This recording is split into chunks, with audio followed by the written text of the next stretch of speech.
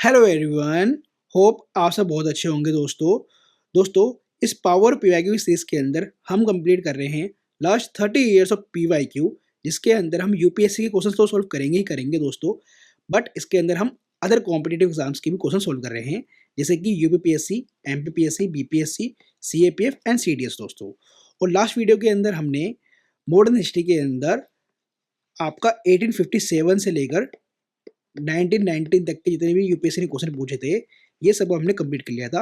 ये total 40 question थे, ठीक है। अब इस वीडियो के अंदर हम इसके आगे की हिस्ट्री मतलब 1919 से लेकर आपकी 1947 तक की, ठीक है, जब तक आज़ादी मिलती है हमें, इस टाइम के पीरियड में सारे क्वेश्चन जितने भी यूपीएससी ने अब तक पूछे हैं इस टाइम के पीरियड में, वो सब हम इस वीडियो के अंदर सोल्व करने वाले हैं दोस्तों। तो ये टोटल क्वेश्चन 70 प्लस क्वेश्चन हैं, तो इन सभी को हम सोल्व करने वाले हैं इस वीडियो के अंदर।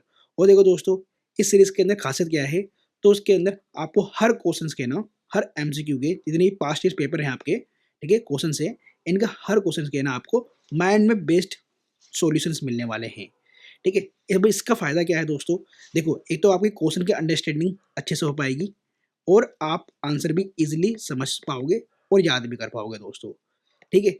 और यह आपको हेल्प करेगा पूरा रिवाइज कराने में, ठीक है। जो क्वेश्चन है ना, उसका हर एक स्टेटमेंट को रिवाइज कराने में आपको ये माइंड में हेल्प करेगा। और इवन मैं इसी वीडियो के अंदर हर क्वेश्चन के अंदर आपको एक्टिव रिकॉल मेथड से पूरा रिवाइज करा दूंगा और याद भी करा दूंगा दोस्तों, और क्वेश्चन भी समझा दूंगा। प्लस दोस्तों, इस सीरीज के अंदर हम सिर्फ क्वेश्चन सोल्व थोड़ी ना कर रहे हैं, मैं आपका लॉजिकल माइंडसेट भी डेवलप करवा रहा हूँ कि भैया क्या माइंडसेट होना चाहिए इन क्वेश्चन को सोल्व करने के लिए, और एग्जाम मोड में क्या चीज़ें काम आती हैं, ठीक है, क्वेश्चंस को सोल्व करने के लिए। ये सब में आपका माइंडसेट जो भी प्रैक्टिस है इस सीरीज के अंदर कंप्लीट हो जाएगा दोस्तों।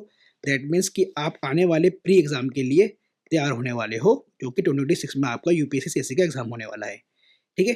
तो 2026 का प्री इस सीरीज के बिना मत दे देना दोस्तों, ये सीरीज कंप्लीट करना और फिर आराम से ये प्री आप क्वालिफाई करने के लिए एलिजिबल हो जाओगे दोस्तों, ठीक है। मैं बोल रहा हूँ एलिजिबल हो जाओगे, दैट मीन्स हम इतने क्वेश्चन सोल्व कर लेंगे कि आपकी नॉलेज जो है बहुत ज़्यादा बढ़ने वाली है, ठीक है। और इसकी पीडीएफ कहाँ मिलेगी, तो उसकी पीडीएफ आपको इस टेलीग्राम चैनल पे मिल जाएगी।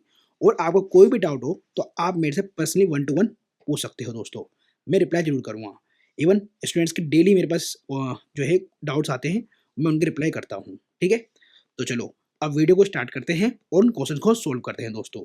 और देखो, अभी मैं 2 मिनट के अंदर ही ना आपको दिखा दूंगा कि इस सीरीज के ना क्या बेनिफिट्स हैं, ठीक है। तो हम क्वेश्चन नंबर 1 को पहले सोल्व करते हैं, ठीक है। तो हम टाइम पीरियड ले रहे हैं 1990 से लेकर 1947 तक के, ठीक है, जो कि हमारा कहलाता है इंडियन नेशनल फ्रीडम मूवमेंट। और देखो दोस्तों, मॉडर्न हिस्ट्री के अंदर मैंने पूरी जो है ना आपको मॉडर्न हिस्ट्री कंप्लीट करा दी है, ठीक है, तभी मैं इन क्वेश्चन भी सोल्व करवा रहा हूँ आपको।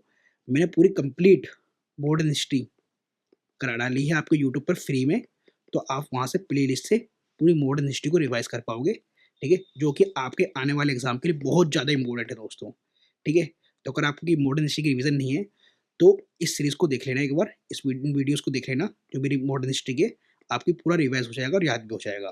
प्लस इस क्वेश्चन से आपकी प्रैक्टिस हो जाएगी और मैं यहीं पे आपको ना रिवीजन करा दूंगा। That means active recall method से आपको पूरा जो है ना हर क्वेश्चन का रिवीजन कराने वाला हूँ, अभी देखना आप, ठीक है। सो दोस्तों, क्वेश्चन नंबर फर्स्ट देखो।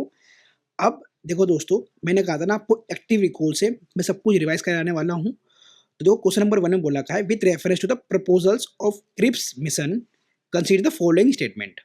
तो सबसे पहले मैं आपको बोलूंगा कि भी क्रिप्स मिशन याद करो कि कौन से ईयर में आया था। तो आपको सबको याद होगा 1942 में आया था। अब ये भी याद करो क्रिप्स मिशन इंडिया में क्यों आया था, ठीक है। प्रोविजंस तो बाद में याद करो, इसके अंदर मिशन के अंदर क्या प्रोविजंस दे रहे थे, ये क्या ऑफर दे रहे थे आईएनसी को या फिर इंडियंस को, ये तो हम बाद में याद करेंगे। पहले तो याद करो क्रिप्स मिशन क्यों भेजा गया, ठीक है। ये मैंने आपको मॉडर्न हिस्ट्री के अंदर पढ़ा रखा है। अब आओ उसके स्टेटमेंट 1 के ऊपर। देखो, स्टेटमेंट 1 में बोला है कि कॉन्स्टिट्यूएंट असेंबली जो है would have members nominated by the provincial assemblies as well as princely states. इसमें बोला कॉन्स्टिट्यूएंट असेंबली के अंदर मेंबर्स होंगे जो कि नॉमिनेटेड करे जाएंगे, ठीक है, अंडरलाइन मारो, प्रोविंशियल असेंबली से भी और प्रिंसली स्टेट से भी नॉमिनेटेड की बात करा जा रहा है, ठीक है। अब देखो दोस्तों, मैंने आपको पॉलिटी के अंदर ही पढ़ा रखा है, जो मैंने एजी टेस्ट नवंबर में पॉलिटी पढ़ाई है ना, आपको याद कराइए, उसके अंदर मैंने पढ़ा रखा है कि भैया कॉन्स्टिट्यूंट असेंबली के अंदर जो मेंबर्स होंगे वो कैसे इलेक्ट करे जाएंगे, ठीक है। नॉमिनेटेड कहाँ से होंगे और जो आपका जो होता है इनडायरेक्ट इलेक्शन, ठीक है, वो कहाँ से होंगे, ठीक है प्लीज। कि भैया इलेक्शन तो होगा लेकिन इनडायरेक्ट होगा, डायरेक्ट नहीं, पीपल के द्वारा नहीं। यहाँ पर प्रोविंशियल जो असेंबली है वो इलेक्ट करके जो मेंबर्स को भेजेगी कॉन्स्टिट्यूंट असेंबली के अंदर, ठीक है। अब क्वेश्चन स्टेटमेंट 2 में देखो, यहाँ बोला एनी प्रोविंस, कि भैया कोई सी प्रोविंस हो which is not prepared to accept the new constitution would have the right to sign a separate agreement with Britain regarding its future status। अब देखो दोस्तों, ये तो बिल्कुल पढ़ना ही होता है आपको। मैंने अभी आपको देखो मॉडर्न हिस्ट्री के अंदर पढ़ाया ही है कि यहाँ पर क्रिप्स मिशन के अंदर ये तक बोल दिया कि भैया कोई सी भी प्रोविंस हो, चाहे वो प्रिंसली स्टेट हो, उसके पास राइट है कि वो अगर जो न्यू कॉन्स्टिट्यूशन बनाया जाएगा, ठीक है, आईएनसी के द्वारा फिर या फिर अदर मेंबर्स के द्वारा, जो एडमिस की इंडियंस के द्वारा जो न्यू कॉन्स्टिट्यूशन बनाया जाएगा, अगर उससे वो सहमत नहीं है, ठीक है, तो वो ब्रिटेन के साथ सेपरेट एग्रीमेंट करके एक अपना खुद का कॉन्स्टिट्यूशन बना सकता है या फिर सोवरेन नेशन बना सकता है। ये प्रोविजन डाल दिया गया था क्रिप्स मिशन में। तो ऑप्शन आपका 2 बिल्कुल सही है, और दिखा भी देता हूँ मैं आपको, मैंने पढ़ाया है ये, ठीक है, लास्ट वीडियो के अंदर ही मैंने आपको मॉडर्न हिस्ट्री का पढ़ाया था। देखो ये क्रिप्स मिशन है, ये रहा। तो क्रिप्स मिशन में 1952 के अंदर आया था, ठीक है। इसका पूरा नाम था sir Stafford Cripps. Dominion status के देने की बात कही थी, और बोला गया था कॉन्स्टिट्यूंट असेंबली के अंदर अब ओनली इंडियंस होंगे, ठीक है, कॉमनवेल्थ या यूएन का पार्ट बन सकते हैं एज ए इंडिपेंडेंट मेंबर, और प्रोविंसेस को सेपरेट ट्रीटी साइन करने का राइट दिया गया था ब्रिटेन के साथ, ठीक है। और वो भी ये बोला गया था ये सब चीज़ें मिलेंगी लेकिन आफ्टर वॉर मिलेंगी। फिर गांधी जी ने बोल दिया था ये तो पोस्ट डेटेड चेक है, ठीक है। अगस्त ऑफर में क्या देने की बात हुई थी, तो मैंने यहाँ भी आपको पढ़ा रखा है। इवन मैंने माइंड मैप के द्वारा भी पूरा डिटेल के अंदर पढ़ाया है आपको, ठीक है। ये रहा क्रिप्स मिशन, इसके सारे ये प्रोविजंस हो गए, ठीक है, ये रहा, ठीक है। तो यहाँ पर देखो दे रखा है constituent assembly elected by the provincial legislature, president state representation होगा, डोमिनेट स्टेटस देने की बात करी गई है, ठीक है। अब आते हैं हम क्वेश्चन के ऊपर कि भैया ऑप्शन 2 तो बिल्कुल ठीक है, और देखो दोस्तों ऑप्शन 1 गलत है। क्यों गलत है? यहाँ पर बोला गया है कि भैया देखो प्रोविंशियल असेंबली के द्वारा भी नॉमिनेट होंगे और प्रिंसली स्टेट्स के द्वारा भी नॉमिनेटेड मेंबर्स जो है चुनकर आएंगे कॉन्स्टिट्यूंट असेंबली में। ये बिल्कुल गलत है। ये चीज़ सिर्फ प्रिंसली स्टेट्स वालों के लिए था। रीज़न क्या है? प्रिंसली स्टेट्स के अंदर यहाँ पर है ना प्रिंसली, प्रिंसली मतलब प्रिंसेस, मतलब राजा महाराजाओं का स्टेट है ये। तो यहाँ पर कोई इलेक्शन नहीं हो रहे, यहाँ पर कोई गवर्नमेंट नहीं है, यहाँ पर कोई असेंबली नहीं है, ठीक है। तो यहाँ पर नॉमिनेट मेंबर्स आएंगे, यहाँ से नॉमिनेट मेंबर आएंगे कॉन्स्टिट्यूएंट असेंबली के अंदर, ठीक है। और जहाँ पर प्रोविंशियल लेजिस्लेचर है, ठीक है, असेंबली है, यहाँ पर इनडायरेक्ट इलेक्शन होगा, और इनडायरेक्ट इलेक्शन होने के बाद यहाँ से मेंबर इलेक्टेड हो गए कॉन्स्टिट्यूएंट असेंबली के अंदर एज अ मेंबर बनेंगे, ठीक है। तो पहला आपका गलत है, इसका आंसर होगा ओनली बी। अब देखो दोस्तों, अब इसका माइंड मैप पे भी आ जाओ। ये रहा mind map, Cripps mission proposal. तो स्टेटमेंट 1 इज इनकरेक्ट, ठीक है, यहाँ मैंने बढ़ा दिया। कॉन्स्टिट्यूएंट असेंबली जो मेंबर्स हैं वो गलत बोला गया है, ठीक है, इनकरेक्ट है, ठीक है। और इसमें 2 बिल्कुल ठीक है। अब वैल्यूडेशन में देखो क्या है, क्रिप्स मिशन आया था 1942 के अंदर, failed because Congress wanted immediate effective power, ठीक है। और प्रोविंशियल ऑप्शन था, है ना, it wanted a clear promise of full independence rather than dominate status, ठीक है, डोमिनेट स्टेटस नहीं चाहते थे। और देखो members from British India were to be elected, देखा मैंने कहा था ना elected, that is indirect election होगा बाय द प्रोविंशियल असेंबली, ठीक है। और representative from princely state would be nominated, ठीक है, देयर रूलर्स, रूलर्स बोला जा रहा है ना, दैट इज राजा महाराजा, ठीक है दोस्तों। तो this was the controversial provincial option clause which implicitly accepted by the possibility of Pakistan and partition. और ये इसलिए डाला गया था कि भैया पाकिस्तान की जिन्ना जो है डिमांड कर रहा था, ठीक है। तो ये चीज़ देखते हुए अंग्रेजों ने ये ऑप्शन भी डाल दिया था क्रिप्स मिशन के अंदर, ठीक है।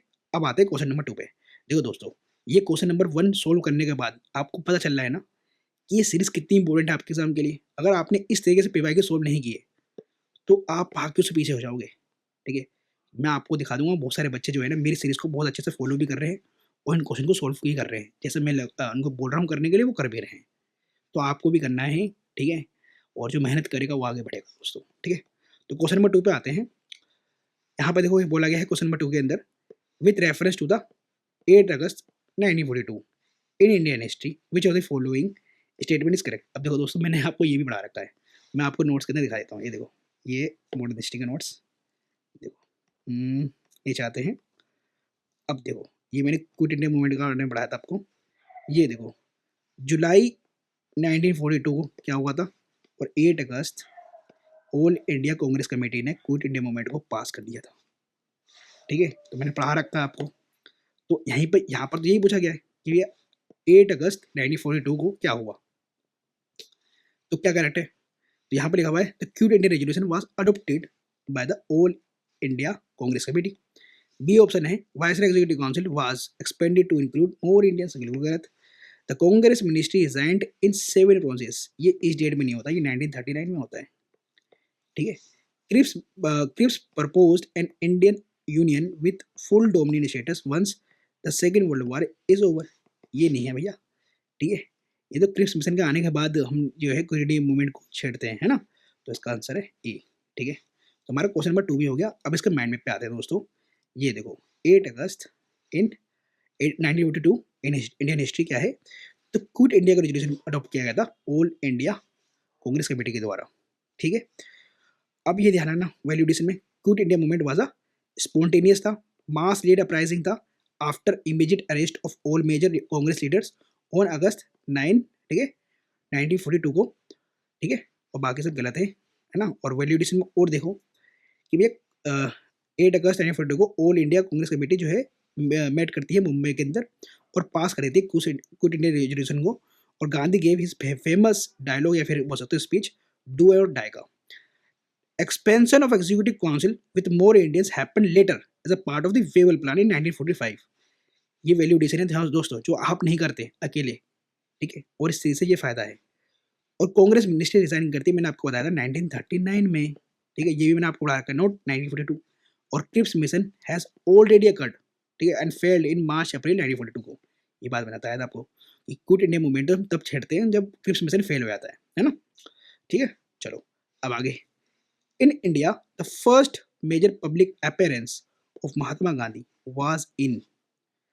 तो दोस्तों यहाँ बोला फर्स्ट मेजर पब्लिक अपेयरेंस। जब मैं आपको चंपारण सत्याग्रह पढ़ा रहा था ना, तो मैंने आपको बताया था भैया चंपारण सत्याग्रह से पहले भैया गांधी जी से बहुत सारे जो हैं चंपारण के leaders, even all over India जो डेलीगेट्स आते थे आईएनसी के मीटिंग के अंदर, वो गांधी जी से मिल चुके थे। ठीक है, तभी तो उनको चंपारण सत्याग्रह चंपारण में बुलाया जाता है। इवन खेड़ा तो उसके बाद ही हुआ है। ठीक है, अब रोड सत्याग्रह तो इन्होंने खुद कराया ऑल इंडिया लेवल पे, तो ये भी गलत। तो एलिमिनेशन मेथड से आप इजीली आंसर कर सकते थे, इनॉग्रेशन ऑफ द PHU। ठीक है, 1916। यहाँ आगे गांधी जी अपना स्पीच भी देते हैं। ठीक है, और इस स्पीच के बारे में मैंने आपको डिटेल में पढ़ाया था कि स्पीच में क्या क्या बातें करते हैं गांधी जी, है ना। साफ सफाई के बारे में बात करते हैं, लैंग्वेज के ऊपर बात करते हैं। ठीक है, तो क्वेश्चन नंबर 3 भी हो गया हमारा। और मैं आपको इसका माइंड मैप भी दिखा देता हूँ दोस्तों। ठीक है, तो इसका आंसर है हमारा BHU इनॉग्रेशन 1960 के अंदर। ठीक है, और गांधी जी जो है स्ट्रेटेजी इन्वॉल्व करते हैं इंटरनेशनल स्टेज। ठीक है, और 1917 में लोगों सत्याग्रह चंपारण होता है। और फर्स्ट इंडिया मास मूवमेंट होता है रोड सत्याग्रह, वो 1919 में होता है। और यहाँ देखो ठीक है, ये इसके लिए है, दिस वाज सेकंड सत्याग्रह, है ना। ये सारे पॉइंट इसके लिए हैं। यहाँ पर देखो at BHU inauguration Gandhi give speech criticising the use of English and the plantation system, and this was the first major speech to a pan Indian audience after returning from South Africa in 1915। ठीक है, तो ये सब चीज़ें आपको ढंग से याद करनी है दोस्तों। याद किया करना, आप रिवाइज कर लो, समझ लो, याद हो जाती है चीज़ें। ठीक है, जब आपकी अंडरस्टैंडिंग क्लियर होगी ना, अंडरस्टैंडिंग आपकी अच्छी होगी, तो चीज़ें अपने आप याद हो जाती हैं, है ना। अब क्वेश्चन नंबर 4 पे आ जाओ। यहाँ पर बोला वो among the following founded Bhil सेवा मंडल इन 1922। देखो दोस्तों, मैं बोलूँगा फिर, ये थोड़ा फैक्चुअल है और ये ना याद करना होता है। जैसे कि अब ये क्वेश्चन आ गया, तो भाई आ गया ना, तो इसके अगर यूपीएससी अगर इस क्वेश्चन को रिपीट करती है तो फिर गलत नहीं होना चाहिए। ठीक है, ये ध्यान रखो। ठीक है, फिर गलत नहीं होना चाहिए। अब पूछा है भील सेवा मंडल 1922 में किसने फाउंड किया था, तो 4 ऑप्शन है। अगर आप एलिमिनेशन मार सकते हो तो मारो, बिल्कुल मारो। ठीक है, बिल्कुल मारो। कि अगर आपने पढ़ा रखा है कि दयाराम गुडूमल किससे जुड़े हुए थे, अगर आपने पढ़ा है कि गुरु सद्य दत्त किससे जुड़े हुए थे, ठीक है, और ढोंडो केशव कार्वे किससे जुड़े हुए थे, और अमृत लाल किससे जुड़े हुए थे, ठीक है, अगर आपने पढ़ रखा है तो मारो एलिमिनेशन और आंसर पे आ जाओ। अगर नहीं पढ़ रखा तो स्किप करो और आगे बढ़ो दोस्तों, इन क्वेश्चन को सोल्व नहीं करा जाता, ठीक है। अगर आपने पढ़ रखा तो बिल्कुल आंसर मिलेगा, नहीं पढ़ रखा तो नहीं मिलेगा। और अगर यूपीएससी में आ गया है तो हमारा काम ये है कि इसको अब याद कर लेना है, ठीक है, कि अगर रिपीट होता है तो गलत ना हो, चाहे वो पीसीएस का एग्जाम हो आपका, ठीक है। तो क्वेश्चन नंबर 4 के माइंड मैप पे आ जाते हैं हम और इसको समझते हैं कि भाई पहले बात तो हम इन लीडर्स को भी समझेंगे कि ये लीडर्स थे कौन। तो इसका आंसर वैसे है डी, आपका अमृतलाल विठलदास ठक्कर, ठीक है। तो वैल्यू एडिशन में ध्यान रखना, Thakkar Bapa was also an instrumental in Harijan Sevak Sangh and was a nominated member of the Constituent Assembly and representing the tribal interest, ठीक है। ट्राइबल इंटरेस्ट को रिप्रेजेंट करते हैं अमृतलाल विठलदास, ठीक है। अब देखो ये ठक्कर बाबा के बारे में, he was dedicated social worker Gandhian and member of the Servants of India Society who work extensively for the upliftment of tribal and Dalit communities। ये ध्यान रखना, ट्राइबल और दलित लोगों के लिए इन्होंने काम कर रखा है, ठीक है। अगर क्वेश्चन बनता है कि ट्राइबल अपलिफ्टमेंट के लिए इन्होंने काम करा है तो यस, ठीक है। सर्वेंट्स ऑफ इंडिया सोसाइटी के मेंबर से यस, ठीक है। और बाकी ये देखो ये सोशल रिफॉर्मर थे दयाराम गुरुमल, ठीक है। और ये गरु सिद्धदेव दत्त ये कौन थे, तो ये भ्रष्टाचारी मूवमेंट को फाउंड करते हैं बंगाल के अंदर और फोकस होता है इनका फोक कल्चर के ऊपर, ठीक है। और ये सब कार्य कौन है, pioneer in the women's education and welfare founded the SNDT university, इन्होंने किया था, ठीक है। चलो अब आगे बढ़ते हैं दोस्तों, question number 5। In the context of the colonial India Shahnawaz Khan, Prem Kumar Sehgal, Gurbaksh Singh Dhillon. अब देखो दोस्तों मैंने ये पढ़ा रखा है वैसा आने के ट्रायल्स में। अब देखो क्वेश्चन जो है ये वाला कैसे सोल्व करा जाता है, तो देखो इनके नाम जो है शाहनवाज खान, प्रेम कुमार सहगल, गुरुबख्श सिंह धिल्लन, अगर आपने स्वदेशी मूवमेंट में अगर पढ़ा रखा होता इनके बारे में, ठीक है, तो बिल्कुल आपको पता होता इसका आंसर। क्योंकि स्वदेशी मूवमेंट के अंदर हम सब कुछ पढ़ते हैं, कौन लीड कर रहा है कौन नहीं कर रहा, ठीक है। और वहाँ पर इनके नाम कहीं से भी नहीं आते ऐसे नाम, तो आप ए एलिमिनेट कर दोगे। बी, इंटरिम गवर्नमेंट के पार्ट थे 1946 में। अब देखो इंटरिम गवर्नमेंट के ना पूरा पॉलिटी के अंदर दे रखा है आपको, ठीक है। इंटरिम गवर्नमेंट के अंदर कौन कौन मेंबर्स बनते हैं, ठीक है। इवन आपके मॉडर्न हिस्ट्री के अंदर भी दे रखा है, तो यहाँ से भी आप ऐसे ऐसे एलिमेंट मार सकते थे, क्योंकि ये तो हम ढंग से पढ़ते हैं इंटरिम गवर्नमेंट के कौन कौन जो है कैबिनेट मिनिस्टर बनते हैं या फिर एग्जीक्यूटिव बनते हैं, ठीक है, ये तो हम ढंग से पढ़ते हैं। अब यहाँ लिखा हुआ drafting, that is member of the drafting committee in constituent assembly. और देखो ऑप्शन दे रखा डी में ऑफिसर्स ऑफ द आईएनए, और इसके चांस सबसे ज़्यादा है कि ऑफिसर्स होंगे आईएनए के, ठीक है। और member of the drafting committee के नाम तो भैया कुछ फेमस होते हैं जो आपको पॉलिटी में ही पढ़ने को देखने को मिल जाते हैं, ठीक है। तो आप यहाँ पर 50-50 पे आ सकते थे, लेकिन इसका आंसर सही भी नहीं होता, ठीक है। क्योंकि ड्राफ्टिंग कमेटी कुछ मेंबर्स आपको याद ही रहते हैं और उनमें से एक भी नाम आपको ड्राफ्टिंग कमेटी वाला दिखाई नहीं दे रहा, तो इसका आंसर डी ही होता। अब देखो ये क्वेश्चन जो है एक बार देखने के बाद ऐसा लगेगा कि हाँ ये तो फिर आप ऐसे एलिमिनेशन मार सकते हो, लेकिन एग्जाम में ऐसे नहीं लगता, ठीक है। एग्जाम में ऐसे नहीं लगता, ठीक है। ये बात मैं आपको पहले ही बोल देता हूँ, ठीक है। अब question number 6, Gandhi Irwin pact. अब गांधी इरविन पैक्ट याद करो कौन से ईयर में हुआ था, कौन से मूवमेंट के बाद हुआ था, ठीक है, ये याद करने की कोशिश करो। सिविल डिसोबीडियंस मूवमेंट, ठीक है। सोल्ट सत्याग्रह के बारे में याद करने की कोशिश करो, है ना। अब गांधी इरविन पैक्ट के अंदर क्या डिमांड थे गांधी जी की, याद करो। इरविन किन डिमांड्स को मानता है ये याद करो, ठीक है। अब ऑप्शन देखो, invitation to Congress to participate in round table conference, सबको पता है गांधी इरविन पैक्ट में बोला जाता है कि भैया राउंड टेबल कॉन्फ्रेंस को ज्वाइन करो आप, है ना, एनसी को।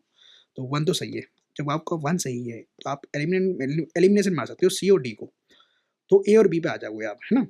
अब देखो इसमें बोला है सेकंड वाले में withdrawal of the ordinances promulgated in connection with the civil disobedience movement, और थर्ड वाले में बोला है acceptance of Gandhi ji suggestion inquiry into police excesses, और फोर्थ बोला है release only those prisoners who were not charge with violence. अब देखो क्वेश्चन जो ऑप्शन 4 है आप आराम से ठीक कर सकते हो, करेक्ट बोल सकते हो, क्योंकि यहाँ पर सिंपल बोला गया है कि उन प्रिजनर्स को जो है रिलीज कर दो जो वायलेंस नहीं करा उन्होंने, बिल्कुल ठीक है भाई। अंग्रेजों को भी उनको रिलीज करने में कोई दिक्कत नहीं जिन्होंने वायलेंस नहीं करा, क्योंकि अंग्रेज उनको नहीं छोड़ते थे जो वायलेंस करते थे उनके खिलाफ, उनको नहीं छोड़ते थे वो, ठीक है। तो 4 तो सही है। तो देखो आपका आंसर आ चुका है 1 to 4, ठीक है। जब जैसे ही आपको पता चल गया होगी 1 to 4 है इसका आंसर, ठीक है। दैट मीन्स कि यहाँ पर थर्ड ऑप्शन गलत है। और आपको पता है दोस्तों, जो गांधी जी डिमांड कर रहे थे कि इंक्वायरी करो जाए पुलिस के एक्सेस पावर के ऊपर, ये इरविन नहीं मानता। हाँ, विड्रॉल कर लेता है जितने भी ऑर्डिनेंस प्रोमिनेट करे गए थे इन कनेक्शन विद सीवीडी मूवमेंट, इसको विड्रॉल कर लेता है, ठीक है, इरविन। चलो अब आते हैं क्वेश्चन नंबर 7 पर। हाँ, क्वेश्चन नंबर 7 आपका देखो दोस्तों 2019 में आया है और ये ऑर्गेनाइजेशन और उसके लीडर से रिलेटेड है क्वेश्चन है ये। तो देखो, all India anti untouchability league, इसमें बोला है कि भैया इसके लीडर थे महात्मा गांधी। अब ऑल इंडिया किसान सभा, अब देखो दोस्तों, ऑल इंडिया किसान सभा इवन आपके एनसीईआरटी में दे रखा है कौन कौन जुड़े हुए थे इससे, ठीक है। अब सेल्फ रिस्पेक्ट मूवमेंट, ये तो सबको याद रहता है कि कौन है ना, किन्ने इसको लीड किया था, ठीक है। तो ईवी रामास्वामी थे इसके अंदर, बताओ। हाँ, अब देखो इसमें पूछा गया है which of the following is correct. इसमें ऑप्शन देखो 1 2 3 भी है, 2 3 भी है, 1 2 भी है और ओनली 1 भी है। तो एलिमिनेशन तो लगेगा इसके अंदर, कैसे लगेगा? आपको पता है कि भैया सेल्फ रिस्पेक्ट मूवमेंट किसने चलाया था? ईवी रामास्वामी ने चलाया था। थर्ड तो बिल्कुल ठीक है, थर्ड पे आ जाओ कि भैया थर्ड तो बिल्कुल ठीक है, थर्ड ठीक है। तो मुझको थर्ड सिर्फ इन दोनों में मिल रहा है, इसमें नहीं मिल रहा, मारो एलिमिनेट, ठीक है। तो 2 3 सही है ना, और या तो फिर तीनों के तीनों ही सही है ना। अब इसके आते हैं हम इसके माइंड मैप के ऊपर दोस्तों, क्योंकि यहाँ पर थोड़ा वैल्यू एडिशन करना जरूरी है। तो ये रहा आपका क्वेश्चन नंबर 7 का माइंड मैप। तो देखो दोस्तों, तीनों ही सही है। आपको पता है कि अनटचेबिलिटी लीग के अंदर गांधी जी ही इसे फॉर्म करते हैं, ठीक है। इनको हरिजन भी बोलते हैं गांधी जी, है ना। तो तीनों ही सही है। और ऑल इंडिया किसान सभा के अंदर स्वामी सदना सरस्वती जी का बिल्कुल क्रिटिकल रोल था, ठीक है। तो अब आ जाओ, यस, हरिजन भी बोलते हैं इनको, है ना। देखो, founded by the Gandhi ji इन 1932, ठीक है।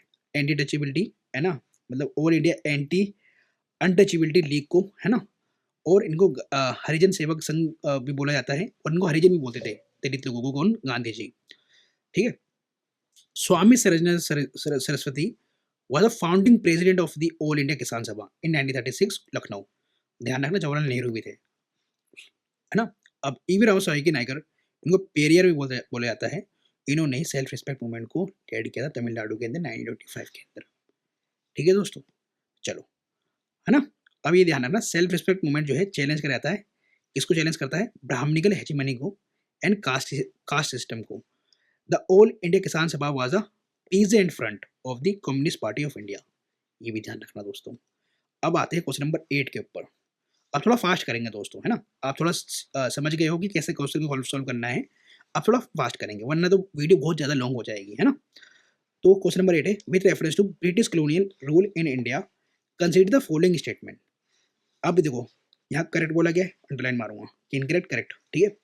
अब बोला Mahatma Gandhi was instrumental in the abolition of the system of indentured labour. देखो, गांधी जी ने साउथ अफ्रीका के अंदर भी इसके लिए काम कर रखा है, इंडेंचर्ड लेबर के खिलाफ काम किया है।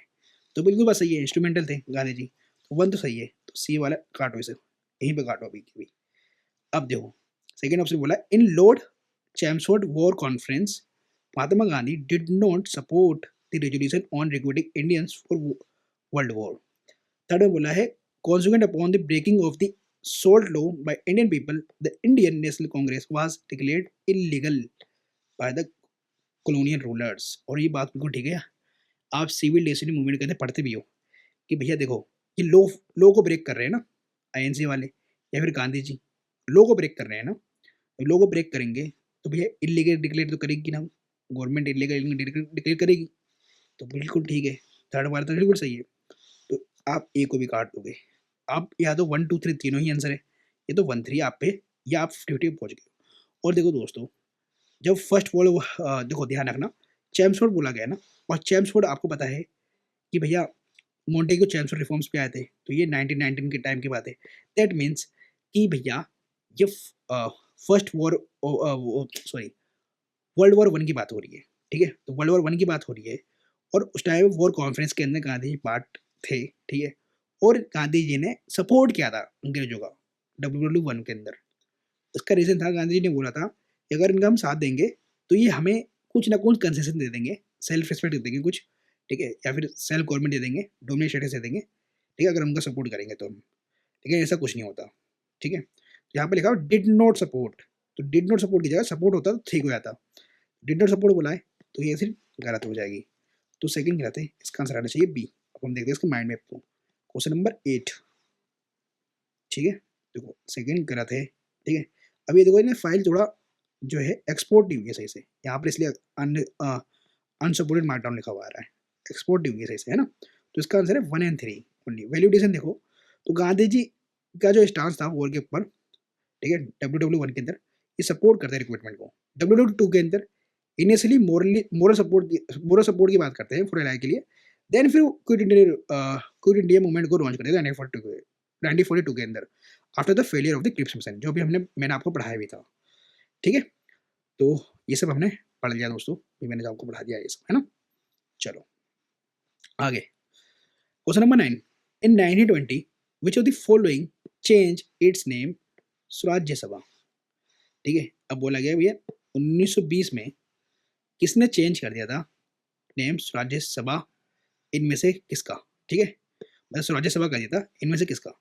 देखो इसको इंग्लिश में करने की कोशिश करो, स्वराज्य, स्वराज्य का मतलब घर की बात हो रही है, अपनी बात हो रही है, ठीक है, मतलब स्वराज्य मतलब खुद का है ना, तो सभा मतलब यूनियन की बात हो रही है, लीग की बात हो रही है, ठीक है। तो सेल्फ गवर्नमेंट की बात कर रहे हैं ना यहाँ पर, ठीक है, सेल्फ रूल की बात कर रहे हैं ना, तो भैया ये तो नहीं होगा, ये भी नहीं होगा, हिंदू सभा से भी नहीं होगा, तो यहाँ पर लिखा हुआ आ रहा है होम रूल लीग का, यस इसी का तो कह रहा था। आपको पता है कि भैया इंडिया के अंदर होम रूल लीग मूवमेंट को लीड करती हैं एनी बेसेंट और तिलक जी, फिर बाद में गांधी जी को जो है जो होम रूल लीग मूवमेंट है उसको उसके अंदर जुड़ जाते हैं गांधी जी, और इसका फिर वो नाम चेंज कर देते हैं, ठीक है, स्वराज्य सभा कर देते हैं इसका। तो हमारा क्वेश्चन नंबर 9 भी हो गया solve. Which of the following is a very significant aspect of the Champaran Satyagraha, very significant, यहाँ बहुत करिए ये very significant aspect of Champaran Satyagraha क्या था। तो डी से पढ़ते हैं, बोला ड्रास्टिक इन डिक्रीज कर दिया गया cultivation of the plantation crops and commercial crops, drastic की बात कर रहा है, एक्सट्रीम स्टेटमेंट कट मारो। C joining of peasant and rest to India's national movement, ठीक है। अब याद करो दोस्तों चंपारण सत्याग्रह के अंदर कोज क्या था, ठीक है, चंपारण वालों का क्या क्या कोज था। तो आपको पता है 3 खटिया सिस्टम चल रहा था यहाँ पर, 3 खटिया सिस्टम मतलब इसमें बात करी गई थी 3 खटिया सिस्टम के अंदर कि जो 1/3 है ऑफ द लैंड के अंदर इंडिगो खाना पड़ेगा पेशेंट्स को, और इंडिगो एक कमर्शियल क्रॉप है ना कि फूड क्रॉप है, तो लोगों को खाने को नहीं मिल रहा था, प्लस इंडिगो का प्रॉफिट अंग्रेज उठा रहे थे ना कि जो हमारे जो लोकल फार्मर्स हैं या फिर इंडियंस हैं उनको मिल रहा था उसका फायदा, उनको अच्छा प्राइस नहीं मिल रहा था इंडिगो के ऊपर, ठीक है। तो मेनली प्रॉब्लम किसकी है, ये पीजेंट की प्रॉब्लम है ना। अब इसमें ए में लिखा हुआ है active all India participation of lawyers students women in the national movement. अरे बात अच्छा बारन में कभी हुआ है ऐसा, ये तो पहली बात तो गांधी जी का फर्स्ट मूवमेंट था जो सक्सेसफुल हुआ था इंडिया के अंदर, चंपारण सत्याग्रह 1917 के अंदर, तो उसके अंदर ऑल इंडिया लेवल पे तो था ही नहीं है, पहली बात से कट मारो। Active involvement of Dalit tribal communities of India in the national movement, भैया दलित और ट्राइबल का तो कोई कोज ही नहीं है इसके अंदर, यस तो इसका आंसर आ गया C joining of the peasant and rest to India's national movement, ठीक है। अब question number 11, in the context of the Indian history the principle of diarchy refers to, diarchy का मतलब क्या है, मैंने आपको पढ़ा रखा है, डायरकी का मतलब था 2 सब्जेक्ट्स, मतलब 2 सब्जेक्ट के अंदर डिवीजन कर देना, कैसे वाले, एक रिजर्व और एक ट्रांसफर्ड, ट्रांसफर्ड वाला इंडियंस को दे दो, रिजर्व वाला खुद रख लो, जो मेन है सब्जेक्ट्स पावरफुल सब्जेक्ट्स है अपने पास रख लो, और बाकी जो जो रिस्पॉन्सिबिलिटी नहीं है जिसके अंदर है ना, इसके अंदर कोई पावर नहीं है वो इंडियंस को दे दो, ठीक है, दैट इज डायरकी। तो division of the central Asia into 2 division, no ये नहीं है, 2 हाउसेस के अंदर कोई बात नहीं है, सब्जेक्ट की बात करेगी ये रिजर्व और ट्रांसफर की। Introduction of the double government ये भी नहीं है भाई। C having 2 sets of rulers, अरे भैया one in London and another in Delhi, अरे हटाओ। Division of subjects delegated to the provinces in 2 categories, बिल्कुल आंसर यही है, डिवीजन ऑफ द सब्जेक्ट्स की बात करी जा रही है, बिल्कुल ठीक है। Question number 12, with reference to Indian freedom struggle consider the following events, ठीक है। अब आपको मूवमेंट याद रखने हैं भैया, quit India movement 1942, second round total conference हुआ था आपका 1931 से लेकर 1932 तक चला था, ठीक है। तो ये पहला होगा। तो आपको पता चल गया कि भैया 3-2-1 होगा, 3-2-1, क्योंकि जो म्यूटनी हुई थी, ये रॉयल इंडियन नेवी की म्यूटनी हुई थी, ये आपकी ये हुई थी 1943 में, ठीक है, स्टार्ट हो गई थी मतलब, है ना। चलो, तो 3-2-1। अब इसका जो है ना, एक बार मैं आपको माइंड में भी दिखाता हूँ। क्वेश्चन नंबर 12, ये देखो, ये यस 46 से ज़्यादा है ना म्यूटनी इंडियन रॉयल की, मतलब 43 से मतलब वो हो गया था, स्टार्ट सा हो गया था। हाँ सॉरी, आईएनए की स्थापना हुई थी वो, तो आईएनए की, सॉरी, ठीक है, मतलब आईएनए का जो है हैंड ओवर आ गया था किसके पास, सुभाष चंद्र बोस के पास, है ना। इसकी सॉरी 1946 होगा, ठीक है। चलो, the objective of the Butler committee of 1927। अब देखो दोस्तों, बहुत ही ज़्यादा मैं बोलूँगा ये फैक्चुअल है, याद करने वाली चीज़ें हैं। अगर क्वेश्चन पूछ लिया गया है तो आपको याद करना है। तो बोला ऑब्जेक्टिव क्या था बटलर कमेटी का, जो कि 1927 में आया था। तो मैं आपको बता दूं दोस्तों, बटलर कमेटी जो है ना, रिलेशनशिप बिल्ड करने के ऊपर बात हुई थी कि भैया इंडियन स्टेट्स के साथ ना रिलेशनशिप बिल्ड करो, ठीक है, गवर्नमेंट ऑफ इंडिया का। तो इसका आंसर डी है, improve the relationship between the government of India and the Indian states, ठीक है। अब इसको याद करने का तरीका ये देखो, कर सकते हो आप, बटलर है, दैट इज बटर की बात कर रहा है, बटर मतलब क्रीम, तो रिलेशनशिप बेटर करने की बात करेगी भैया, बटर वाला रिलेशन हो जाए between the Indian states and government of India. अब देखो दोस्तों, हम स्टेटमेंट और पढ़ेंगे इसका, क्यों, मैं इसलिए देखना चाहता हूँ कि मेरे पे क्या नॉलेज है। तो define the jurisdiction of the central and provincial government. भाई अब ये बताओ, jurisdiction between the central and provincial governments के बीच में ये कौन डिफाइन करता है, कौन सा एक्ट करता है, ये याद करने की कोशिश करो, ठीक है। अब मैंने कहा define the powers of the secretary of state for India. अब ये याद करो, secretary of state of India कब बनाई गई थी पोस्ट, कौन से एक्ट के द्वारा बनाई गई थी। Impose censorship on national press. अब ये याद करो कौन सा एक्ट था ये जिसने इम्पोज कर दिया था censorship on the national press के ऊपर, ठीक है। तो ये फायदा है पीवाईक्यू लगाने का दोस्तों। Question number 14, the plan of sir Stafford Cripps, वही यही Cripps mission 1942 after the world war क्या एम्फसाइज करता है। India should granted complete independence. अच्छा जी, कंप्लीट इंडिपेंडेंस दे देते तो बात ही नहीं होती, ठीक है, फिर कैबिनेट मिशन प्लान क्यों आता। India should be partition into two before granting independence. नहीं, ये डायरेक्ट बात नहीं कर रहे थे कि पाकिस्तान ले आओ, है ना। India should be made Republic with the condition that he will join the Commonwealth. अरे भैया, रिपब्लिक की बात ही नहीं कर रहे थे, हाँ, ये बात कर रहे थे डोमिनेशन स्टेटस दे देंगे हम इंडिया को, ठीक है। तो आंसर आ गया इसका D. Question number 15, with reference to Rowlatt Satyagraha. Rowlatt Satyagraha याद करो 1919 में। Which of the following is are correct. तो Rowlatt Act was based on the recommendation of the sedition committee. अभी सेडिशन कमेटी के चेयरमैन कौन थे, तो यही था रोलेट, रोलेट ही था, ठीक है। चलो, अब in Rowlatt Satyagraha Gandhi ji tried to utilise Home Rule League. Third, demonstration against the arrival of the Simon Commission coincided with the Rowlatt Satyagraha. बिल्कुल गलत है। साइमन कमीशन आपको पता है 1927 में आया है, ठीक है, और रोलेट सत्याग्रह तो हुआ 1919 से, तो बिल्कुल गलत, थर्ड वाला काटो, ठीक है। अब 50-50 पे आ गए। अब देखो ट्राइड की बात करिए, ये कोशिश करिए यूटिलाइज करा जाए होम रूल लीग के साथ, तो ये तो बिल्कुल हो सकता है। तो इसका आंसर आएगा बी 1 एंड 2। तो 15 वाले का मैं आपको माइंड में भी दिखा देता हूँ, ये 15, यस 15, यस 1 एंड 2 ये answer. Rural Satyagraha was Gandhi first all India mass movement. इसी कारण जलियांवाला बाग मैसेकर हो जाता है पंजाब के अंदर, ठीक है, अमृतसर के अंदर, और टर्न करता है गांधी जी को इनटू नेशनल लीडर, और कन्विंस करता है British that repression alone would not work, leading to Montagu Chelmsford reform, जो आपका 1919 में ही आता है, ठीक है। 1917 के अंदर मॉन्टेगो को डिक्लेरेशन भी आया था कि भैया हमारा जो लॉन्ग टर्म गोल होगा वो इंडियंस को सेल्फ गवर्नमेंट देना होगा, ठीक है। चलो, ये जगह, ठीक है, गांधी जी और साइमन कमीशन आपका 1927 में आया था, ठीक है जी। चलो, 15 हो गया, 16 पे आते हैं। With reference to the Congress Socialist Party consider the following statement. 2015 में आया है, कांग्रेस सोशलिस्ट पार्टी है, तो सोशलिस्ट पार्टी है ये, तो ये बोल रहा है, ये एडवोकेट कर रहे हैं boycott of the British goods and evasion of taxes. अरे सोशलिस्ट पार्टी है, ठीक है, और ये एडवोकेट करने की बात कर रहे हैं ब्रिटिश गुड्स का और इवेजन ऑफ द टैक्सेस का। सेकंड है, it wanted establish the dictatorship of प्रोलेटरिएट।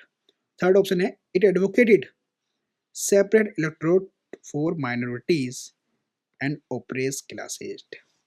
अब एक बात बताओ दोस्तों, कांग्रेस सोशलिस्ट पार्टी है, क्या वो चाहेगी कि सेपरेट इलेक्टोरेट मिल जाए माइनॉरिटीज को और ओप्रेस क्लासेस को? चाहेगी कभी? बिल्कुल नहीं चाहेगी। काटो से थर्ड ऑप्शन, थर्ड ऑप्शन। अब आगे तो नन है, ये तो 1 और 2 इसका आंसर। अब इन्होंने बोला कि सोशलिस्ट पार्टी है, ठीक है, वो एडवोकेट करने की बात कर रहे हैं boycott of the British goods and evasion of the taxes का। एक बार बताओ, फिर आईएनसी किस लिए था? आईएनसी ये काम नहीं कर रहा था क्या, ब्रिटिश गुड्स का बायकॉट करना, इवेजन ऑफ द टैक्सेस का? तो जो कांग्रेस सोशलिस्ट पार्टी की बनाई गई फिर, ठीक है। तो क्वेश्चन नंबर 16 के माइंड मैप पे आ जाओ, ये रहा। तो ये भी गलत है, ये भी गलत है और ये भी गलत है, इसका आंसर है डी, ठीक है। तो कांग्रेस सोशलिस्ट पार्टी फाउंड की गई थी 1934 के अंदर बाय आचार्य नरेंद्र देव के अंदर, नरेंद्र देव के द्वारा, जयप्रकाश नारायण के द्वारा और मीनू माशनी के द्वारा। ये काम कर रहे थे with in the Congress, but fused socialist agenda played major role in quit India movement. Many leaders later formed socialist party after independence. ठीक है, ठीक है, आ गया ना आपको यहाँ पर वैल्यूडेशन मिल गया ना आपको। अब आगे बढ़ते हैं दोस्तों, मैंने अभी आपको ये बताया ना। फिर आईएनसी क्या कर रही थी भाई? आईएनसी भी तो बायकॉट करने की बात कर रही थी, तो कांग्रेस सोशलिस्ट पार्टी करेगी। काटो इसको। Question number 17, who among the following organised a march on Tanjore coast to break salt law in April 1930।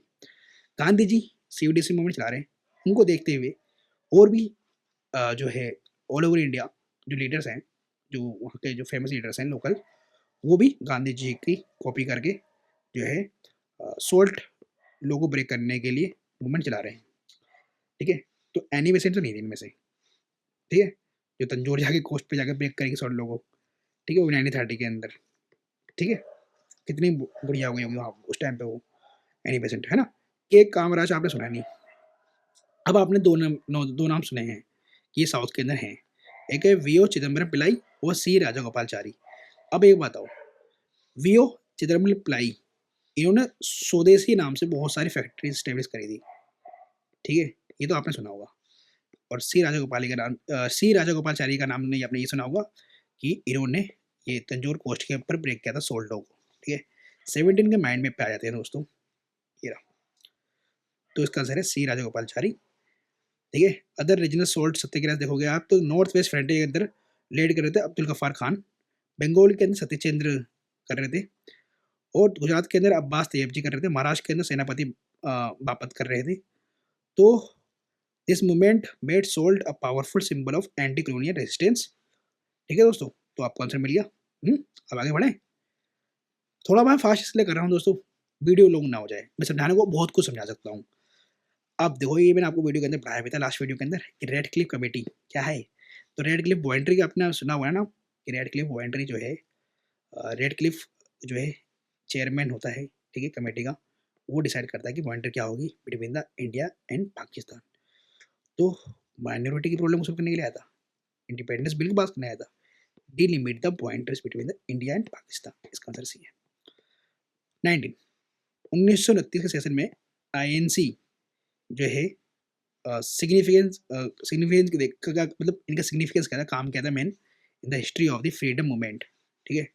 तो द 1929 का जो सेशन था, मैंने आपको बताया था जब मैं आपको पढ़ा रहा था, ठीक है, लाहौर सेशन के बारे में कहा था, बहुत ही इंपॉर्टेंट है, इसके ऊपर प्रीलिम्स में क्वेश्चन आ रखा है, ठीक है। तो आपको पता है कि इस टाइम पे लाहौर सेशन है 1929 का, और जवाहरलाल नेहरू प्रेसिडेंट बन चुके हैं, ठीक है, आईएनसी के, ठीक है, जवाहरलाल नेहरू। और ये बात कर रहे हैं कि अब हमें चाहिए फुल आज़ादी, फुल आज़ादी चाहिए, इस पूर्ण स्वराज चाहिए। तो attainment of the Purna Swaraj was adopted as the goal of the Congress. इसका रेजोल्यूशन पास हो जाता है पूर्ण स्वराज का, है ना। चलो question number 20, the people of India agitated against the arrival of the Simon commission because, सबको पता है साइमन कमीशन का क्यों अपोज करा जाता है, सारे के सारे वाइट पीपल थे। और वाइट पेपर क्यों बोला गया था, बताओ वाइट पेपर क्यों बोल रहे थे वो, है ना। फिर आप याद रखो ब्रिकेट हैंड चैलेंज भी आया था इस टाइम पे। फिर नेहरू रिपोर्ट भी बनती है, ये भी याद करने की कोशिश करो, मैंने आपको पढ़ा रखा दोस्तों, ठीक है। तो there was no Indian member in the Simon commission, इसका आंसर सी होगा। 21 quit India movement was launched in response to Cripps mission, ये तो पढ़ा। The Congress ministries resigned in 1939 because, पढ़ाया था, वर्ल्ड वॉर सेकेंड के अंदर एंट्री मार दी बिना इंडियंस बिना आईएनसी से सजेशन लिए, जो है जो कॉलोनियल गवर्नमेंट है उन्होंने एंट्री मार दी, दैट इज ब्रिटिश इंडिया की जो गवर्नमेंट है, ठीक है, उन्होंने एंट्री मार दी वर्ल्ड वॉर सेकेंड के अंदर, जबकि हमारा कोई मतलब कोई रिलेशन नहीं है यूरोप से। फिर भी हमारे यूरोप यूरोप यूरोप के अंदर जो भी हो, हमारी ये प्रॉब्लम भाई यूरोप की, है ना। तो भैया यूरोप के अंदर एंट्री मार दी, यूरोप यूरोप के अंदर वॉर चल रही है, उसमें इंडिया क्या करेगा, ठीक है। फिर भी अंग्रेजों ने हमारे इंडियन सोल्जर्स का यूज़ करने के लिए वर्ल्ड वॉर सेकेंड के अंदर एंट्री मार डाली ब्रिटिश इंडिया की। तो इसी के प्रोटेस्ट के अंदर जो कांग्रेस मिनिस्ट्री रिजाइन कर देती हैं 7 प्रोविंसेस के अंदर 1939 के अंदर, ठीक है। तो कहाँ गया, यहाँ पर लिखा हुआ है Congress could not form the ministries in 4 provinces, अरे था emergence of the left wing congress in the mad working of the ministry impossible, बाप रे बाप impossible बोल दिया। there were widespread communal disturbance in their provinces, अरे ये भी नहीं है, तो इसका आंसर डी होगा, क्योंकि यहाँ पर कोई हमें मिल नहीं रहा, है ना, यहाँ ऑप्शन दिया ही नहीं है कि रिसाइन क्यों कर गया, है ना। तो इसका आंसर डी होगा, क्योंकि नन का दे रखा है ना यहाँ पर, ठीक है। 23 which of the following parties were established by doctor B R Ambedkar, कौन कौन सी पार्टी जो है फॉर्म करी गई थी बी आर अम्बेडकर द्वारा। तो आपको पता है दलित के लिए काम कर रखा है भैया, दलित के लिए काम कर रहा है गांधी अम्बेडकर साहब ने। तो क्या बताओ, all India schedule caste federation बनाएंगे, इंडिपेंडेंट लेबर पार्टी बनाएंगे, पीजेंट और वर्कर्स पार्टी ऑफ इंडिया बनाएंगे, बताओ। तो इसके आते हैं किस पे, माइंड मैप के ऊपर को दोस्तों, इसके अंदर मुझे वैल्यू एडिशन देना है आपको। 23 देखो, पीजेंट वाले क्यों करेंगे काम भाई, उनको दलित के लिए काम करना है, उनको वर्कर्स के लिए काम करना है, तो इसका आंसर होना चाहिए 2 और 3, ठीक है। तो पॉलिटिकल जर्नी देखो 1936 के अंदर इंडिपेंडेंट लेबर पार्टी आते हैं, 1942 के अंदर शेड्यूल कास्ट फेडरेशन आते हैं, 1956 के अंदर रिपब्लिक पार्टी ऑफ इंडिया आते हैं, है ना। और founded after his death by followers, he also founded बहिष्कृत हितकर्णी की विधान रख रहे हैं 1924 सोशल रिफॉर्म, ठीक है। चलो हाँ, जो पीसेंट वाला था वो किसने फाउंड किया था, तो मिराजकर ने फाउंड किया था, या फिर आप एस वी देशपांडे का नाम ले सकते हो, 1948 के अंदर, नोट बाय अम्बेडकर, ठीक है। 1942 के अंदर अम्बेडकर जी ने शेड्यूल कास्ट जो है शेड्यूल कास्ट के लिए पॉलिटिकल राइट्स के लिए रिप्रेजेंटेशन के लिए उन्होंने फॉर्म किया था, ठीक है, ऑर्गेनाइजेशन। फिर 1936 के अंदर उन्होंने वर्कर्स के लिए फॉर्म किया था ऑर्गेनाइजेशन, ठीक है। चलो तो ये याद रखना, all India schedule caste federation करा था अम्बेडकर जी ने, और इंडिपेंडेंट लेबर पार्टी भी अम्बेडकर जी ने करा था। तो इसका आंसर होगा आपका बी, ए नहीं होगा, और ये आप आराम से एलिमिनेट मार सकते थे, ये पेजेंट के लिए क्यों करेंगे दलित, पेजेंट के लिए तो है ना आईएनसी, है ना, आईएनसी के जो कुछ खास नेता हैं वो है ना, दलित के लिए कौन कर रहा था, दलित के लिए अम्बेडकर जी कर रहे थे, ये खुद वो मालिका सॉरी मालिका, हाँ मालिका से थे ना, है ना, कौन, अम्बेडकर साहब, ठीक है, दलित कहाँ से थे, है ना। चलो Mahatma Gandhi, question number 24, Mahatma Gandhi undertook fast unto death in 1932, सबको पता है, इसके बाद पूना पैक्ट होता है बिटवीन अम्बेडकर जी और गांधी जी, ठीक है। करा था कौन है पूना पैक्ट, तो इस टाइम पे आईएनसी के जो प्रेसिडेंट बने हुए हैं मदन मोहन मालवीय, ये करवाते हैं, ठीक है। तो रामसे जो मैकलोड है अनाउंस करता है कॉमनल अवार्ड को, जिसके चक्कर में गांधी जी कहते हैं देखो भैया अम्बेडकर साहब, जो अपनी डिमांड है ना कॉमनल अवार्ड वाली, इसे वापस ले लो, अदरवाइज मैं फास्ट रखूंगा जब तक मेरी मृत्यु ना हो जाए। और ये मैं आपको पूर्ण तरीके से पढ़ा रखा हूँ, ठीक है, क्या बहस चलती है गांधी जी और अम्बेडकर साहब के बीच में, है ना। तो वो एक बार वीडियो देख लेना। क्वेश्चन नंबर 25, लाहौर सेशन, फिर देखो क्वेश्चन आ गया very important in history, because फिर याद रखो फुल इंडिपेंडेंस रेजोल्यूशन पास हुआ था, तो कहाँ है रेजोल्यूशन डिमांडिंग कंप्लीट इंडिपेंडेंस, ठीक है, Congress past resolution demanding complete independence, इसका आंसर ए होगा, है ना। अच्छा ऑप्शन वाले हैं ये, चलो देखते हैं, which of the following is are correct, तो 1 तो सही था, है ना, और इसमें 3 दे रखा है 1 एंड 3, तो इसका 3 वाला क्या है, resolution was pass rejecting the two nation theory. अरे टू नेशन थ्योरी तो यहाँ पर आई भी नहीं है 1929 के अंदर, काट मारो। तो इसका आंसर ए होगा। हाँ 26 रोलेट एक्ट क्या था भैया? तो ये एक कंपलसरी इकोनॉमिक सपोर्ट था वार एफर्ट्स के लिए, गलत बात है। रोलेट एक्ट के अंदर पता है ना आपको, 2 ईयर प्रिजन कर रहे थे, ठीक है, विदाउट ट्रायल इंडियंस का, जो भी सीडीएस एक्टिविटीज के अंदर पाया जाएगा या वीसा के उसके ऊपर, तो imprisonment without trial and submit position for trial, ये हो गया। 27 which of the following observation is not true, ध्यान रखना, about the quit India movement 1942। तो नॉट ट्रू की बात करेंगे ये, ठीक है। बोला नॉन वायलेंट मूवमेंट था, गांधी जी ने लीड किया था। स्पॉन्टेनियस मूवमेंट अभी तो पढ़ा था कि स्पॉन्टेनियस मूवमेंट था, तो ये तो सही है, लेकिन नॉट करेक्ट वाला बोला है। It did not attract labour class, अरे मतलब डिड नॉट अट्रैक्ट ही नहीं करा लेबर क्लास को, ये भी गलत है। तो ये और ये तो गलत है, ठीक है, करेक्ट तो क्या था। अब आते हैं इन दोनों पे, 50-50 पे आ गए। आपने ये बोला कि नॉन वायलेंट, अरे वायलेंट तो हो गया था, ये भी गलत आंसर आ गया। अभी it was led by Mahatma Gandhi, ये गलत है, ठीक है, क्यों? गांधी जी का तो अरेस्ट हो गया था तुरंत ही, जैसे ही इन्होंने स्लोगन दिया डू और डाई करके, गांधी जी को अरेस्ट कर लिया गया था, ठीक है। इसको लेट करते हैं फिर बाद में अरुणा असफ अली, ठीक है, अरुणा असफ अली थी ना, जरा मुझे कमेंट बॉक्स में बताना, है ना। दोस्तों अब क्वेश्चन नंबर 28 सोल्व करते हैं ना। ऐसे बोला गया what was the reason for Mahatma Gandhi to organise a satyagraha on behalf of the peasants of Kheda. तो खेड़ा सत्याग्रह के बारे में बात हो रही है कि भाई गांधी जी ने क्या करा था, क्या रीजन था। तो यहाँ पर रीजन दे रखा है कि the administration did not suspend the land revenue collection in spite of drought. Second दे रखा है the administration proposed to introduce permanent settlement in Gujarat. अब आपको दोस्तों ऑप्शन 2 यहीं पे लिमिट मानना है, क्योंकि आपने पढ़ा है परमानेंट सेटलमेंट तो भैया बंगाल में था, और गुजरात के अंदर कहाँ से लाने की बात कर गई, बंगाल में था ये, तो 2 तो काटो। और आपको 1 बिल्कुल ठीक लग रहा है कि भैया खेड़ा वालों का यही कहना था कि ड्रोट आ चुका है, ठीक है, फिर भी आप हमसे लैंड रेवेन्यू ले रहे हो, है ना। जबकि प्रोविजंस के अंदर था कि अगर ड्रोट आते ही है, ठीक है, कहीं ड्रोट आता है तो जो रेवेन्यू है वहाँ पर नहीं लिया जाएगा, रेवेन्यू कलेक्शन नहीं करा जाएगा, इवन रेवेन्यू कलेक्शन बहुत ही लो कर दिया जाएगा। तो यहाँ पर फिर भी ये रेवेन्यू कलेक्ट कर रहे थे, है ना, और हाई रेवेन्यू टैक्स भी था। तो फर्स्ट बिल्कुल ठीक है, मारो ए आंसर इसका। 28 का अब मैं आपको माइंड में दिखाई था दोस्तों। क्वेश्चन नंबर 28, ये देखो, कोज ऑफ खेड़ा सत्याग्रह इन 1918।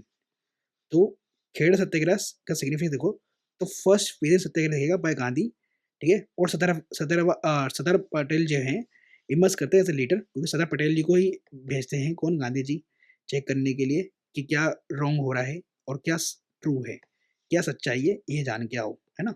फिर सरदार पटेल जी इन्फॉर्म करते हैं गांधी जी को कि हाँ जी जो किसान बोल रहे हैं यहाँ पर बिल्कुल बात ठीक है, ठीक है। तो station is the method of non violent resistance, है ना। तो एस्टेब्लिश करते हैं गांधी पटेल पार्टनरशिप और प्रिपेयर करते हैं ground for the larger movement इसी के अंदर। तो फर्स्ट बिल्कुल सही है, सेकेंड वाला गलत है ना। अब यहाँ पर देखो वैल्यू एडिशन के लिए और ध्यान रखना है, खेड़ा में फेस कर रहे थे क्रॉप फेलियर को due to drought and famine in 1918।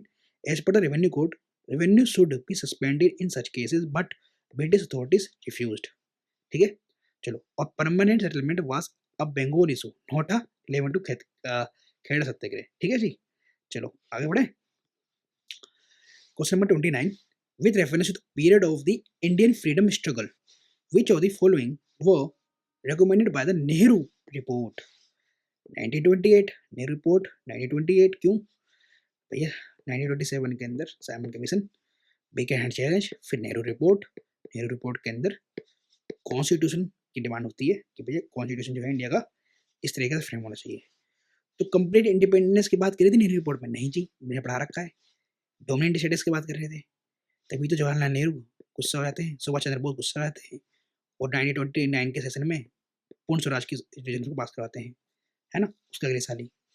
तो पहला गलत है, काटो, आंसर देखो आ गया आपका 2 और 3, ठीक है। ज्वाइंट इलेक्ट्रोड्स की बात की जाती है for reservation of seats for minorities, provision for fundamental rights दिया गया था for the people of India in the constitution.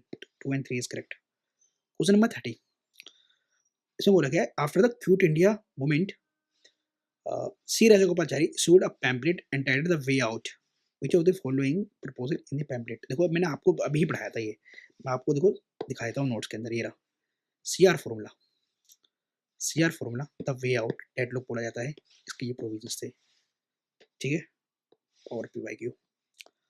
तो यहाँ लिखा हुआ है establishment of the war advisory council, ये गलत काटो, reconstitution of the Central Executive Council in such a way that all its members except Governor General and Commander in Chief should be Indian members। इसके अंदर ये थोड़ी ना बात करी गई थी। Phrase elections to be the central a solution to the constitutional deadlock, बिल्कुल constitutional deadlock के लिए डी इसका आंसर, ठीक है। आगे और ये सारे देखो ये सब चीजें मैं आपको पढ़ा चुका हूँ, ए बी सी, ये जितने भी है प्रोविजंस कौन से एक्ट में थे, किप्स मिशन में थे, कैबिनेट मिशन प्लान में थे, वेवन प्लान में थे, अगस्त ऑफर में थे, ये मैं आपको बोर्ड हिस्ट्री लेक्चर में पढ़ा चुका हूँ, वहाँ से देख लेना भाई वीडियो, ठीक है। मैंने अभी 2-3 दिन पहले ही लेक्चर अपलोड करे थे, ठीक है, इंडियन फ्रीडम स्ट्रगल के, वो देख लेना एक बार। और मैं कंबाइंड भी कर दूंगा सारी वीडियोस को, ठीक है, बोर्ड हिस्ट्री के लेक्चर्स को, तो आपको मैराथन वीडियो मिल जाएगी पूरी, इसके अंदर कंप्लीट हो जाएगी आपकी मॉडर्न हिस्ट्री, ठीक है, रिवाइज हो जाएगी। क्वेश्चन नंबर 31, वो among the following were the official Congress negotiator with Cripps mission, ठीक है, क्रिप्स मिशन से कौन ऑफिशियली जो है बात कर रहा था, ठीक है, क्रिप्स मिशन से on behalf of the Congress. Mahatma Gandhi थे, सरदार पटेल थे, आचार्य जेबी कृपलानी थे, या सी राजाचार्य थे, पंडित जवाहरलाल नेहरू थे, या मौलाना आजाद थे, राजेंद्र प्रसाद थे, या रफ़ी अहमद किदवाई थे। तो आपको पता होगा दोस्तों कि इस टाइम पे मौलाना आजाद चल रहे थे, कौन बताओ, आपके प्रेसिडेंट ऑफ द आईएनसी। तो देखो मौलाना आजाद तो मिल रहा है, 31 के हम आते हैं किसके ऊपर, बाइंड के ऊपर, क्वेश्चन नंबर 31, ये देखो पंडित नेहरू एंड मौलाना आजाद, क्योंकि भैया ध्यान रखो मैं क्वेश्चन को इस तरीके से सोल्व करता हूँ कि आईएनसी का प्रेसिडेंट देखता हूँ कौन है, तो आईएनसी का प्रेसिडेंट इस टाइम पे कौन थे, मौलाना आजाद थे, ठीक है। तो इसका आंसर है Pandit Jawaharlal Nehru and Maulana Azad. Negotiation, Nehru initially hopeful but disappointed, Azad as a Congress president led formal talks and Gandhi court proposal as a post dated cheque पढ़ा रखा मैंने आपको। कांग्रेस वर्किंग कमेटी जो है अनएनिमसली रिजेक्ट कर देती है प्रपोजल को इन अप्रैल 1942 के अंदर, क्रिप्स मिशन को, है ना। चलो और ये आपको कुछ वैल्यू एडिशन है, ठीक है। चलो आगे बढ़ते हैं, क्वेश्चन नंबर 32। अब देखो ये हम इसमें बोला है वो among the following drafted fundamental rights resolution for the Karachi session of Congress 1931। अब इस क्वेश्चन को ना ढंग से पढ़ो, इसने बोला ड्राफ्ट किसने किया था रेजोल्यूशन को फंडामेंटल राइट्स के फॉर कराची सेशन, है ना, जो कि 1931 में हुआ था। इसमें ये नहीं पूछा गया कि भैया आईएनसी का प्रेसिडेंट कौन था, ठीक है, यहाँ बात करिए ड्राफ्ट रेजोल्यूशन, तो ये काम प्रेसिडेंट का जरूर नहीं होता, ठीक है, तो कौन करेगा, गांधी तो करेंगे नहीं, महात्मा गांधी तो ऐसा काम करेंगे नहीं भैया, है ना, कि ड्राफ्ट करेंगे वो रेजोल्यूशन को, इनका तो और भी वो काम है ना। तो बी आर अम्बेडकर तो आईएनसी के मेंबर थे ही नहीं। अब इसका आंसर हो सकता है डॉक्टर राजेंद्र प्रसाद या तो जवाहरलाल नेहरू, उसका मोस्ट प्रोबेबली जवाहरलाल नेहरू ही हो सकते हैं इसका आंसर, ठीक है, क्योंकि वही थोड़ा लिबरल आइडिया के बारे में बात कर रहे थे, ठीक है, फंडामेंटल राइट्स वगैरह में। तो इसको एक बार माइंड में देख लेते हैं। चलो आंसर तो इसका वैसे मैंने बता दिया आपको कि जवाहरलाल नेहरू ही है, तो इसका आंसर जवाहरलाल नेहरू ही है दोस्तों, ठीक है। अब आगे बढ़ते हैं 33 पे, क्योंकि देखो वीडियो बहुत ज़्यादा लॉन्ग हो जाएगी, है ना, तो हमें इसी तरीके से क्वेश्चन सॉल्व करने हैं अब। With reference to the Simon commissions recommendations which of the following is correct. देखो दोस्तों क्वेश्चन नंबर 33 के अंदर आपको मैंने आपको पढ़ा रखा है कि साइमन कमीशन के रिकमेंडेशन क्या थे, बहुत इंपॉर्टेंट एग्जाम के लिए आपके, ठीक है। तो मैंने आपको बताया था साइमन कमीशन ने डायर की एबोलिश करने की बात करी थी प्रोविंसेस के अंदर, है ना, और 1935 के एक्ट में क्या होता है, डायर की प्रोविंसेस हटा दी जाती है लेकिन सेंटर में इंट्रोड्यूस कर दी जाती है, ठीक है, तो इसका ध्यान रखना। तो मैं इसको डी ऑप्शन से पढ़ूंगा। It recommends the creation of the Indian Police Service with the provisions for the increased pay and allowances for the British recruits as compared to the Indian recruits। अब बताओ ये कौन से एक्ट में हुआ था, ठीक है, साइमन कमीशन का रिकमेंडेशन नहीं था। It suggested the abolition of the bicameral legislature at the centre, ये कभी हुआ है क्या, हटाओ। It propose the setting of the inter provincial council under the home department, ये तो कभी आपने पढ़ा नहीं, काट मारो, यस मैंने कहा ना, ये रिप्लेसमेंट करता है ऑफ डायरकी को, ठीक है, with responsible government in provinces. हाँ रिस्पॉन्सिबल गवर्नमेंट दी जाती है, ठीक है, प्रोविंसेस को, तभी तो 1937 के अंदर इलेक्शंस होते हैं, है ना, 37 39 में, है ना। चलो आगे बढ़ते हैं, 33 हो गया हमारा। क्वेश्चन नंबर 34, वो among the following founded the Ahmedabad textile labour association, ठीक है, अहमदाबाद टेक्सटाइल लेबर एसोसिएशन। आपको याद आना चाहिए अहमदाबाद मील स्ट्राइक। ठीक है, तो एक बात बताओ, अहमदाबाद के अंदर कौन फेमस लीडर है, इनमें से बता दो, इनमें से कौन फेमस लीडर है? सर सरदार पटेल भी है बिल्कुल गुजरात के अंदर, महात्मा गांधी भी है, लेकिन ये दोनों तो नहीं है ना, इसे कट मारो। तो इन दोनों में से इसका आंसर होगा, है ना। तो देखते हैं 34 का माइंड मैप, 34 का माइंड मैप देखते हैं दोस्तों। 34 yes, founder of the textile labour association. तो yes, Mahatma Gandhi founded Ahmedabad textile labour association 1920 के अंदर। It was one of the first major trade union with Gandhian approach. ठीक है, तो इसका आंसर है महात्मा गांधी। 34, तो इसका आंसर है महात्मा गांधी। ठीक है, याद कर लो इसे। हाँ देखो 35 कितना ईजी है। Which of the following movements is a slogan do or die? सबको पता है, quit India movement 1942 after the failure of the Cripps mission. अब देखो दोस्तों, इस टॉपिक से 1919 से लेके 1947 तक की हिस्ट्री में जो यूपीएससी ने क्वेश्चन पूछे हैं वो टोटल अब तक 76 क्वेश्चन पूछे इन लास्ट 30 ईयर्स के अंदर। तो 35 क्वेश्चन हमने सोल्व कर लेते हैं। वीडियो ज़्यादा लॉन्ग हो जाएगी तो इसका सेकंड पार्ट बना दूंगा, जिसके अंदर हम 36 से स्टार्ट करेंगे क्वेश्चंस को और इसको एंड करेंगे 76 तक। ठीक है दोस्तों, तो अभी के लिए इतना ही। अगर आपको कोई भी डाउट हो तो आप मेरे से टेलीग्राम चैनल पे पूछ सकते हो, इवन वीडियो कमेंट बॉक्स में भी पूछ सकते हो। ठीक है दोस्तों, और जरूर ये बताना कि आपको इससे फ़ायदा मिल रहा है नहीं मिल रहा। तो नेक्स्ट वीडियो के अंदर मिलते हैं, अभी के लिए इतना ही, बाय।